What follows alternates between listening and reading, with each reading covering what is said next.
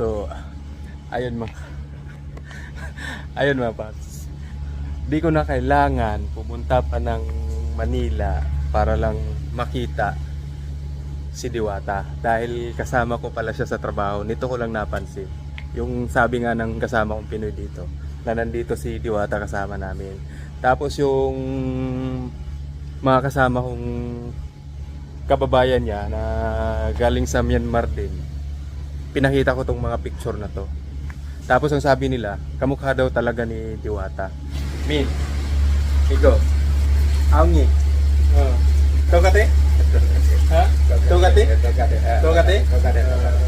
Igo, Aungi? Tokate. Mani Tokate? Mani. Ha? Toti! Aungi? Aungi Tokate? Aungi Tokate? Tokate? Tokate? Igo.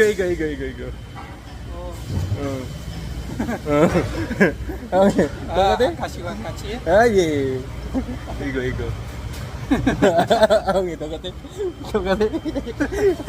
Jump ka man. Igo. Igo.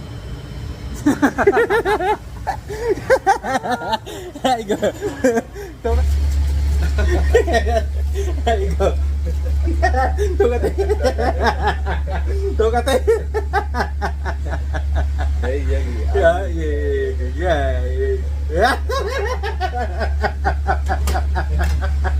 Tokate. Niki. Igo. Niki. Ang yan eh. Ang yan eh. So ngayon, siya mismo yung tatanungin natin, ipapakita natin yung litrato na to sa kanya kung anong magiging reaksyon niya, no? Hala, natawa ko, puta.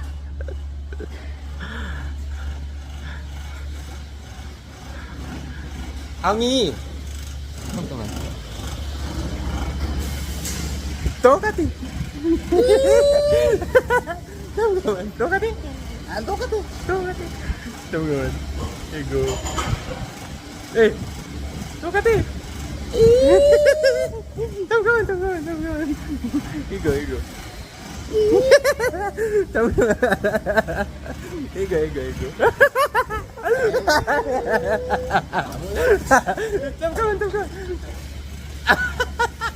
Tokati!